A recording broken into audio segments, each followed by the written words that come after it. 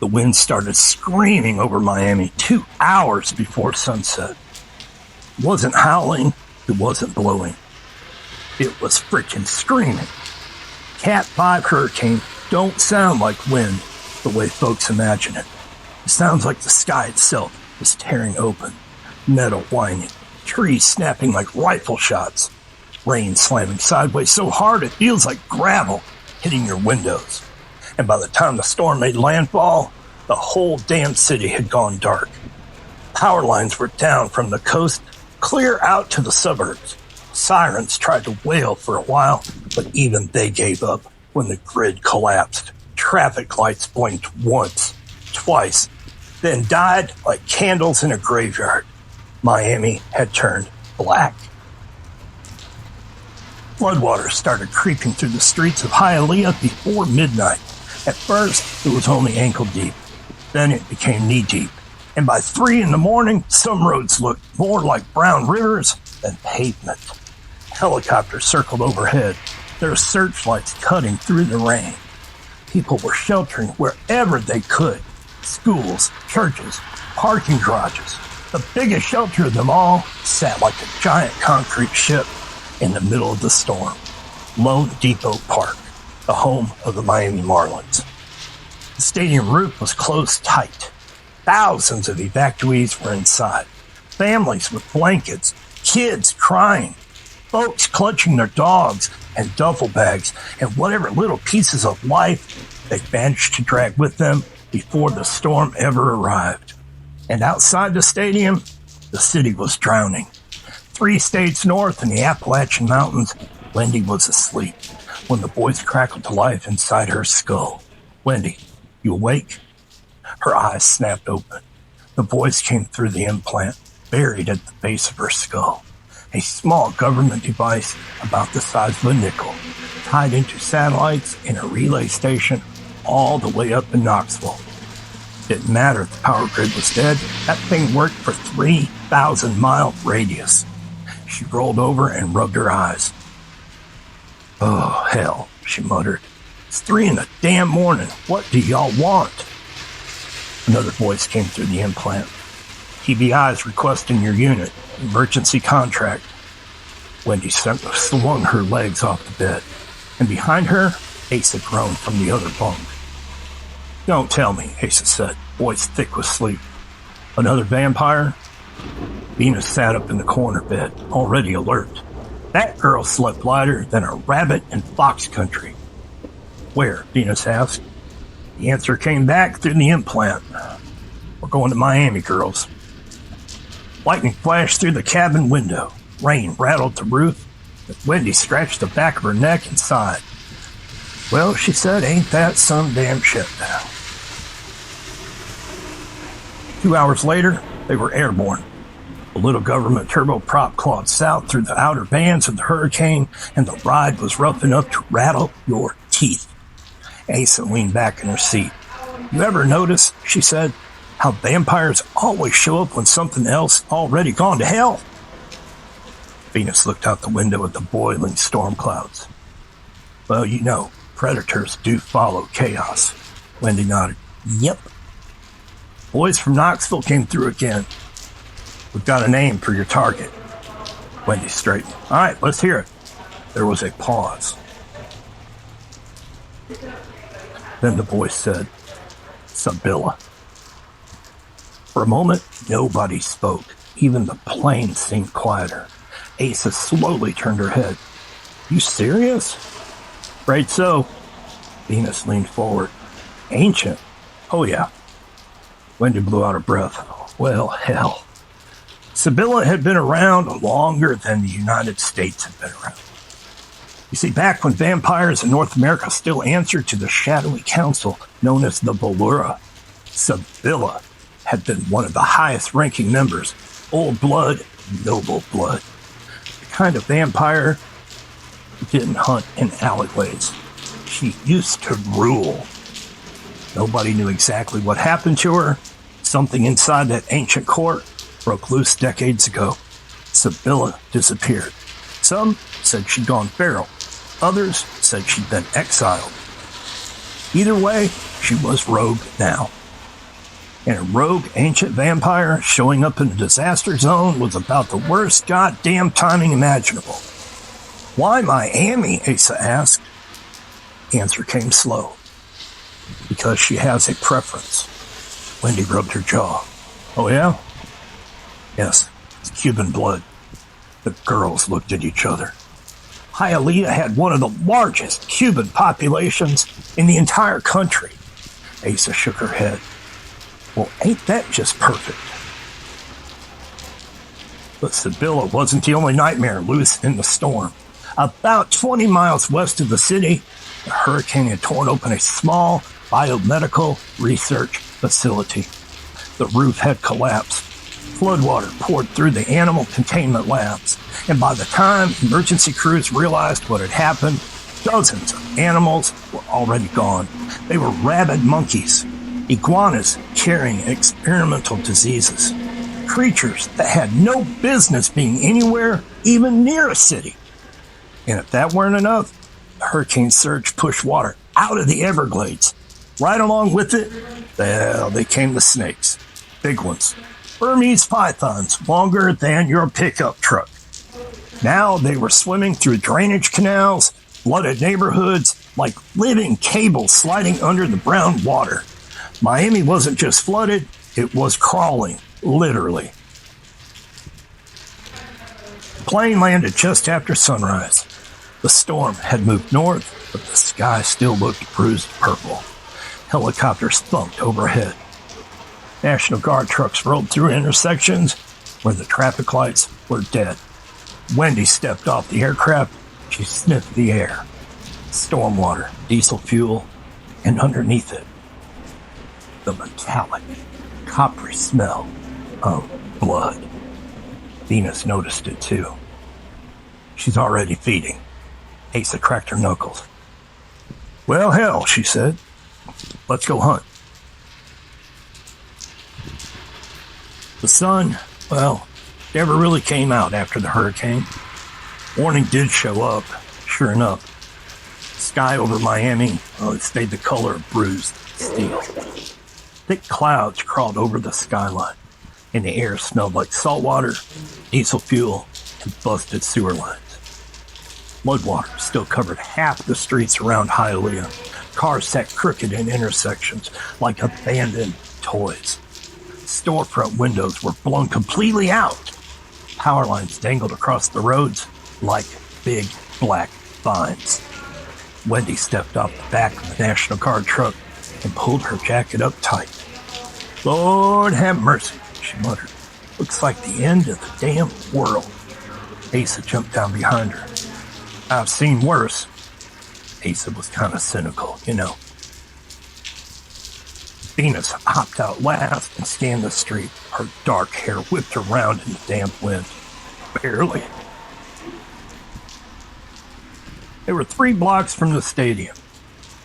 Even from here, they could see the massive curved roof of LoanDepot Park rising above the neighborhood like some giant metal turtle shell. Emergency generators, they hummed inside. Helicopters circled overhead. Thousands of evacuees were packed inside that stadium, and everybody in charge was praying the building held together until the city got the power back. Wendy sniffed the air again. Her eyes narrowed. Sabilla's close. Asa looked around the flooded street. Okay, Wendy, define close. Within a mile. Venus frowned. Well, that means she's already fed. Wendy nodded slowly. Yep. A police cruiser rolled past them slowly, tires pushing waves of brown water across the street.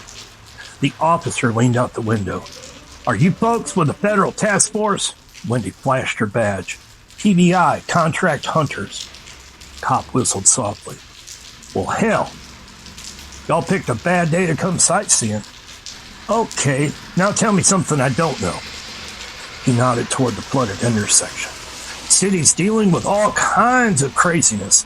Since that lab got wiped out, monkeys attacking folks in Little Havana, iguanas biting people, and I swear to God someone called it a damn python swimming down Flagler Street. Asa grinned.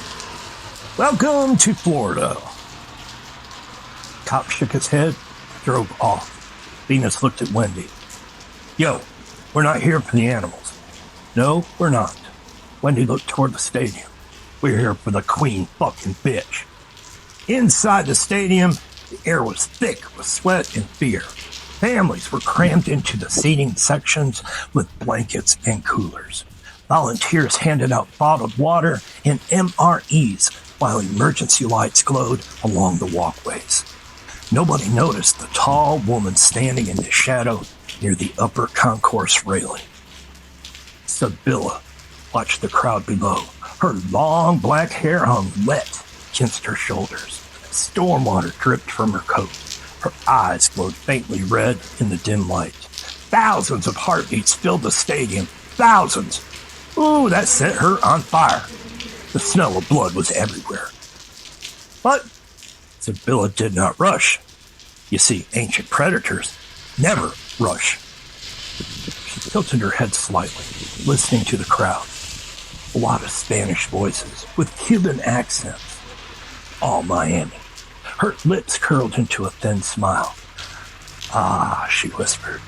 Home. A young man wandered down the hallway carrying a crate of bottled water. He stopped when he saw her. Ma'am, are you supposed to be... Sabilla moved so fast the human eye couldn't even follow. One moment she stood 10 feet away. The next moment her hand was around his throat. The crate of water bottles clattered across the floor. The man tried to scream. Her fangs slid into his neck. The sound that followed was wet and soft. 30 seconds later, the hallway was quiet again. Sabilla wiped the corner of her mouth with the back of her hand. Finger licking good. Then she vanished back into the shadows. Oh, and 3 blocks away, Wendy stopped walking. Asa bumped into her. What? Wendy's eyes were fixed on the stadium. She just said again. Venus went still. You sure? Wendy nodded slowly.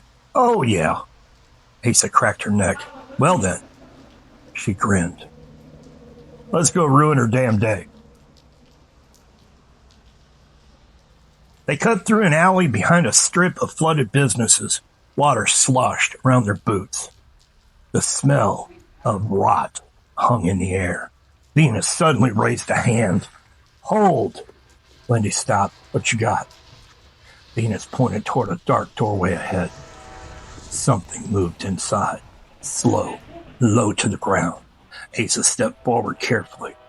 Then the creature burst out of the doorway, screeching. It was a freaking monkey, but not like any monkey you'd want to meet. Its fur was soaked and patchy. Foam hung around its mouth. Its eyes were wild and glassy and glowed, evil red, just like hot coals. It had rabies. The animal launched itself straight at Asa's face. Asa cursed and swung her arm. That freaking monkey hit the side of a dumpster with a big, wet thud. But 2 more came scrambling out of the doorway behind it. Son of a... Venus pulled a knife and slashed the first one mid-air. The second one clawed at Wendy's jacket before she grabbed it by the neck and slammed it into the pavement. The alley filled with screeching. Claws straight. Teeth snapped. Finally, it was quiet again. 3 dead monkeys lay in the water. Asa wiped blood off her sleeve. Well, she said, that's pretty new. Wendy kicked one of the bodies aside. That lab must have had a damn zoo. Venus scanned the rooftops. You know, noise like that travels. Wendy nodded. Yeah, I know.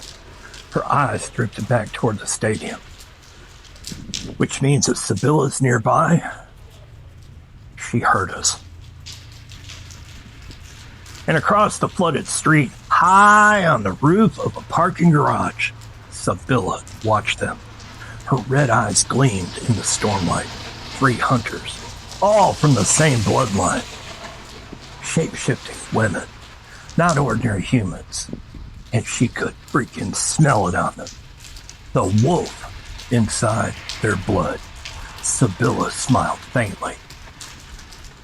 It had been a very, very long time since anything in this world hunted Sabilla. Interesting, she murmured.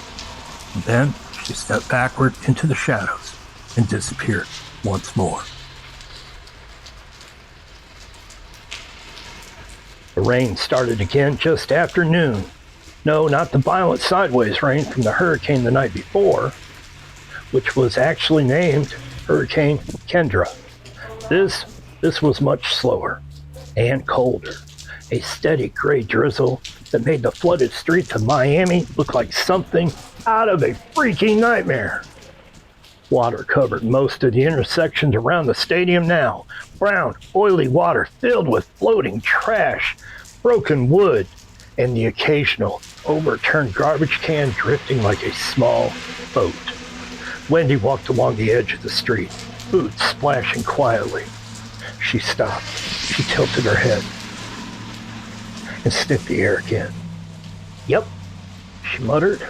Asa looked up from wringing monkey blood out of her sleeve. "You smell her again?" "Yeah, and it's stronger now." Venus scanned the rooftops. "Yeah, I think she's hunting closer to the stadium." Wendy nodded. "Yeah, or she's watching us." The three women moved slowly toward the stadium district. Every step felt like walking into deeper territory. Helicopters still circled overhead, but fewer than before. Emergency crews were stretched thin across the city, dealing with collapsed buildings, downed power lines, and the growing reports of strange animals attacking people. Sirens wailed somewhere far off toward Little Havana. Then they heard something else, a splash, and not a small one either. It was a heavy splash. Asa frickin' froze. "Do y'all hear that?" Another splash came from the flooded street ahead, slow, deliberate. Venus narrowed her eyes. "Yo, that ain't debris." The water rippled. Something long moved beneath the surface. And then the head came up. 30 feet ahead of them, a massive python snake lifted itself halfway out of the floodwater. Its body, it was as thick as a freaking telephone pole. Brown patterned scales glistened in the gray daylight. The creature opened its mouth slowly, tasting the air with its tongue. Asa sighed. "Oh, hell." Wendy rolled her shoulders. "Don't move fast." The python slid forward through the water, silent as oil. Venus whispered, "Yo, they're ambush hunters." Asa replied, "Yeah, well, this one picked the wrong damn lunch." The snake lunged. Its head shot forward like a battering ram. Wendy stepped sideways and grabbed the thick neck as it passed. "Now!" Asa drove her knife into the creature's spine while Venus wrapped an arm around the thrashing body to keep it from coiling. Water exploded everywhere. Python whipped its tail across the flooded street, smashing into a mailbox and ripping it clean out of the ground. Wendy twisted hard. Bone cracked. The snake shuddered. And finally, it went still. The massive body slowly sank back into the water. Asa wiped rain off her forehead. "You know what?" she muttered. I'm starting to think this city don't want us here." Venus pointed toward the stadium. "Focus, Asa." Wendy followed her gaze.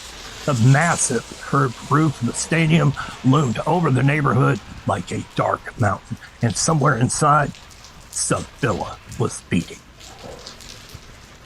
But Sabilla wasn't inside the stadium anymore. She stood high above the street on a roof of an abandoned office building across from the stadium parking garage. Rain dripped off the edge of the roof. Her red eyes glowed faintly, and below her, she could see the three hunters clearly now. Wolves wearing human skin.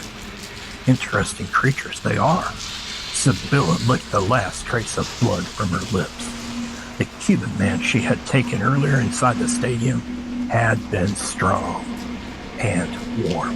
His blood still burned pleasantly in her veins. But these women smelled different. Ancient blood recognized ancient blood.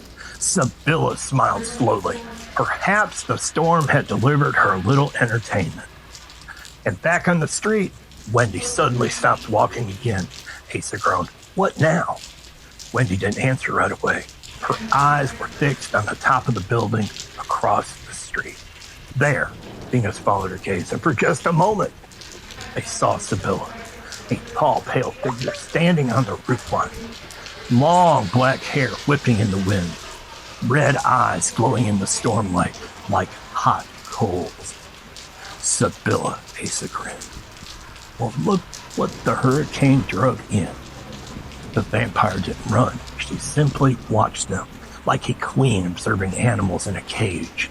Wendy stepped forward into the middle of the flooded street. "Sabilla!" Her voice echoed across the empty block. The ancient vampire tilted her head. Then she jumped, not down, but forward. She cleared half the street in a single silent leap and landed on the side of the parking garage wall like a bucking spider. Then she dropped to the pavement. The impact cracked the concrete, and up close, she looked even older. Oh, no. Not wrinkled, and never weak, but ancient in the way a mountain feels ancient. Sabilla studied the three women calmly. "You hunt well," she said softly. Her voice carried a faint European accent, older than any living country. Wendy drew her blade. "Done feeding on these refugees now?" Sabilla smiled. "They are. Well, they're plentiful." Asa cracked her knuckles. "Well, that shit's gonna stop today." For a moment, nobody moved. The rain dripped. Floodwater rippled. And then Sabilla, she blurred forward. The fight exploded across the street. She moved faster than any human could ever see. Her claws raked across Ace's jacket, ripping the leather like paper. Venus lunged with her knife. Sabilla caught her wrist and hurled her 10 feet into the side of a parked truck. Metal was dented. Wendy tackled the vampire from behind, slamming her into the hood of a submerged car. Water splashed high into the air. Sabilla then laughed. Actually laughed. The sound was cold and delighted. "Oh, this is refreshing." She picked Wendy backward with impossible strength and vanished into a blur of motion. And by the time the water settled, she was already on the rooftop again, watching them untouched. Asa spat water out of her mouth. "You gotta be kidding me." Wendy wiped blood from her lip. "Ancient vampire." Venus climbed to her feet slowly. "Yeah, she's testing us." Across the street, Sabilla gave them a polite little bow. Then she stepped backward off the roof and disappeared into the ruined city once again. Wendy stared at the empty rooftop, her jaw tightened. "Damn it," Asa sighed. "Well, round one goes to Dracula." Venus looked toward the dark skyline of flooded Miami. "She'll hunt again tonight." Wendy nodded. "Oh yeah." She slid her blade back into its sheath. "And next time," her eyes hardened, "we finish this shit." Night fell over Miami like a wet black blanket. The clouds from the hurricane, they never cleared. The moon stayed hidden somewhere above the thick storm cover, and without the city's power grid, the streets looked darker than they had in 100 years. Emergency generators hummed inside buildings. Helicopters swept spotlights over neighborhoods that were still half underwater. But out on the streets, it was mostly quiet. It was too quiet. Wendy stood on the edge of the flooded boulevard across from the stadium parking garages. She held a pair of night binoculars, scanning the dark rooftops, and Asa leaned against a bent street sign nearby.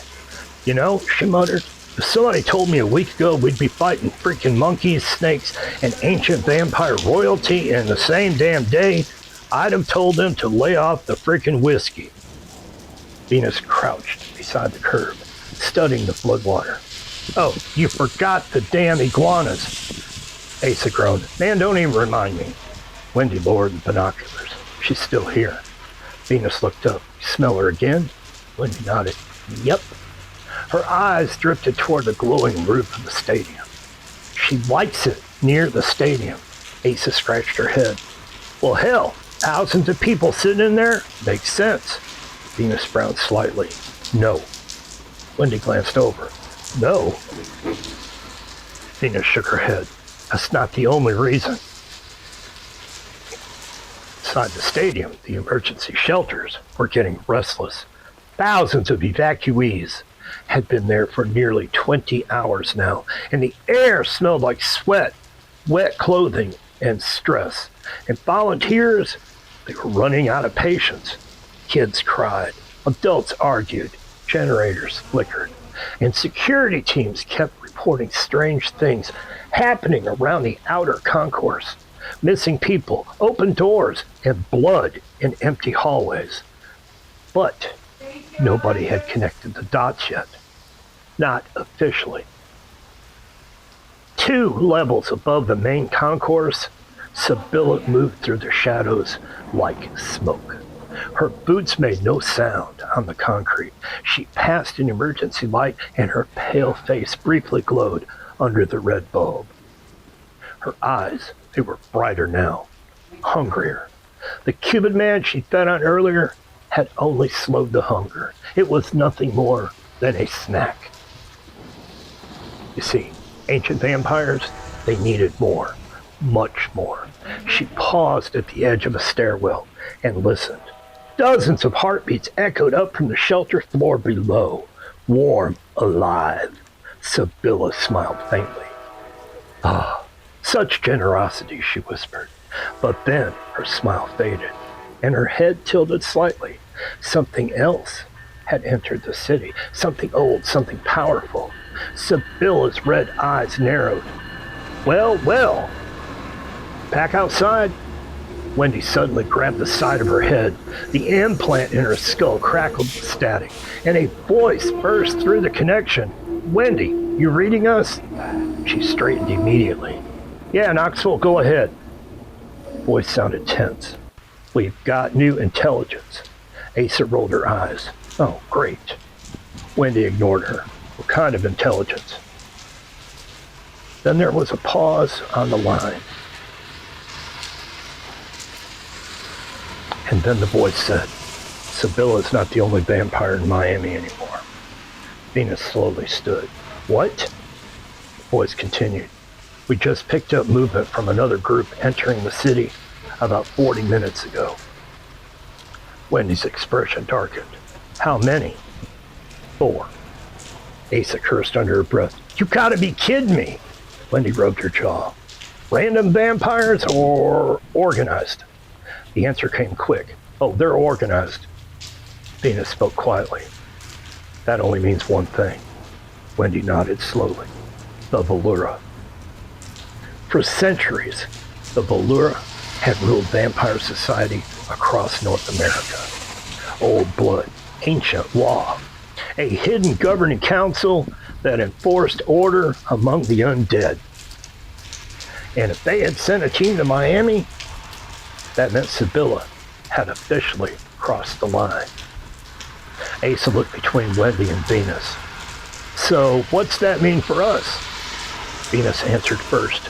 It means they're here to take her back, or kill her. Wendy stared toward the dark skyline. Either way, they're hunters too. They're probably going to take her back alive for Vollura vampiric justice. You know how they do. Suddenly something splashed behind them, and all 3 women spun around. The floodwater in the street, it was moving again. Ripples spread through the murky water. Then another snake head rose from the surface. Oh, another python, and behind it, another. Asa blinked. Oh, come on! 3 massive Burmese pythons were sliding through the flooded street like living cables. The storm had driven them straight out of the swamps and canals surrounding the city. And now they were everywhere, Venus sighed. This shit's getting ridiculous. The first snake lunged. Asa jumped backward and kicked it in the jaw. Wendy grabbed a broken piece of rebar from the street and drove it down through the creature's skull. The water churned violently, and something even worse happened. A screeching roar echoed down the block. From the shattered window of a nearby pharmacy, 6 rabid monkeys burst into the street. Foam dripped from their mouths. Their eyes glowed wild in the darkness. Asa stared at the scene. Snakes thrashing. Monkeys were screaming. Blood water everywhere. She threw her hands up. That's it. What? I'm starting to think the damn apocalypse scheduled itself for Miami today. High above the chaos, Sabilla stood on the roof of the stadium again. She watched the 3 hunters battle the animals below, and her red eyes gleamed with amusement. They are persistent. But her attention drifted away from the fight. Toward the northern edge of the city, 4 dark figures were moving through the flooded streets several miles away. Vast, silent, ancient. Sabilla recognized the energy immediately. It was her old family, the Vollura. Her smile slowly faded. Well now, her voice carried a colder tone. They finally noticed. Lightning flashed across the sky. Thunder rolled over the dark city, and somewhere out in the flooded streets of Miami, 4 vampires coming to pass judgment. And the rain finally stopped somewhere after midnight. Not because the storm was finished, but because Miami had simply ran out of sky to fall. Low clouds still pressed down over the city like a lid on a boiling pot. Floodwater filled the streets. Emergency lights flickered in the distance, and somewhere far off, helicopters still chopped through the darkness looking for stranded survivors. But around the stadium, things had gone quiet again. Too quiet. Wendy wiped muddy water off her jacket and monkey blood and snake blood as she stepped onto the flooded access road leading toward the stadium parking garages. And behind her, Ace tossed the limp body of the last rabid monkey back into the street. I swear, Asa muttered, I ain't never fought this many damn animals in one day. I don't want to come back to Miami. Venus glanced around the dark block. Stay sharp. Wendy sniffed the night air again, and the scent, it hit her immediately. Cold, old, and hungry. She's close. Of course she is. Venus nodded toward the stadium roof, glowing faintly under emergency lights. She likes high ground. Wendy followed her gaze. Yep. And she started walking. The 3 women crossed the flooded street towards the massive stadium parking structure, and their boots splashed through shallow water as they climbed the ramp toward the upper levels. And the city spread out around them in darkness. Blocks of black rooftops, flickering red emergency lights, floodwater glimmering like oil in the streets, and halfway up the ramp, Wendy stopped. Her eyes narrowed. She's here. Asa pulled her knife. Good. Wendy slowly turned toward the top level of the garage. She's not alone. 4 shapes stood on the rooftop, tall, still, and watching. For a moment, the wind blew across the concrete roof, rattling loose debris and broken signs. Then one of the figures stepped forward into the dim light. Pale skin, black coat, eyes older than history. The vampire looked directly at Wendy. You are the hunters. His voice was calm, measured. Wendy studied the 4 figures carefully. Their posture, their confidence, and their age. She already knew the answer. They were the Vollura, she said quietly. The vampire inclined its head slightly. Correct. Asa muttered under her breath. Well, hell. Venus spoke softly. Did you come for Sabilla? Vampire nodded. She has violated ancient law and must be punished under vampiric law. Wendy crossed her arms. She's been feeding on hurricane evacuees all damn night. Yes. And judgment must be carried out.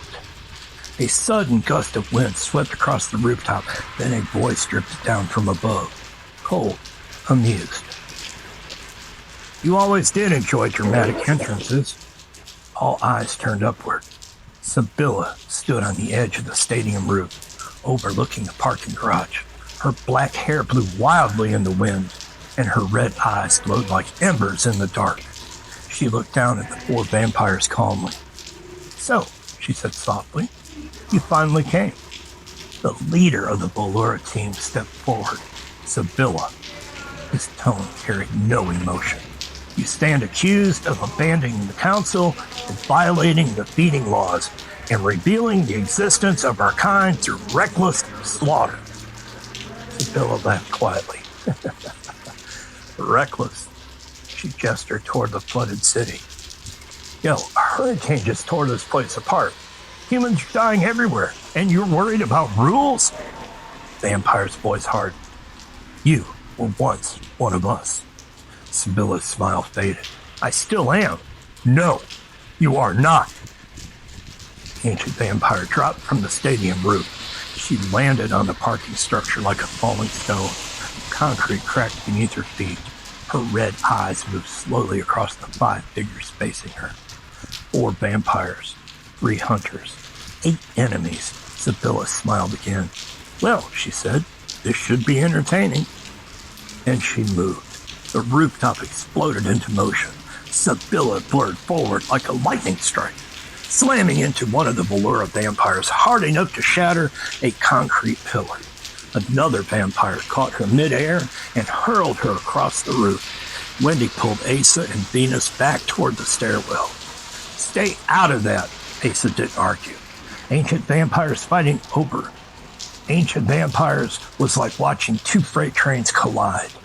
The sound of the battle shook the entire parking structure. Concrete cracked, metal railings twisted.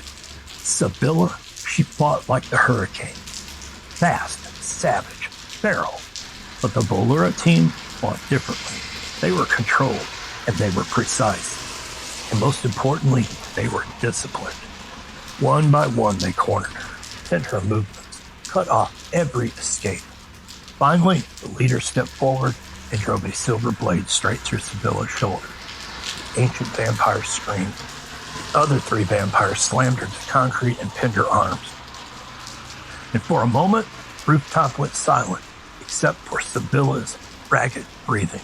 The leader looked down at her. Your judgment will take place before the council. Sabilla glared up at him. Her red eyes burned with pure hatred. You think cages will hold me? They have before. The vampires lifted her from the ground. Chains of dark metal snapped around her wrist. Sabilla struggled once more. And then finally, she went still. Her eyes drifted toward Wendy. For a brief moment, the ancient vampire smiled again. Then the Vollura team carried her into the darkness and vanished. The wind blew across the empty rooftop, and for several seconds, nobody spoke.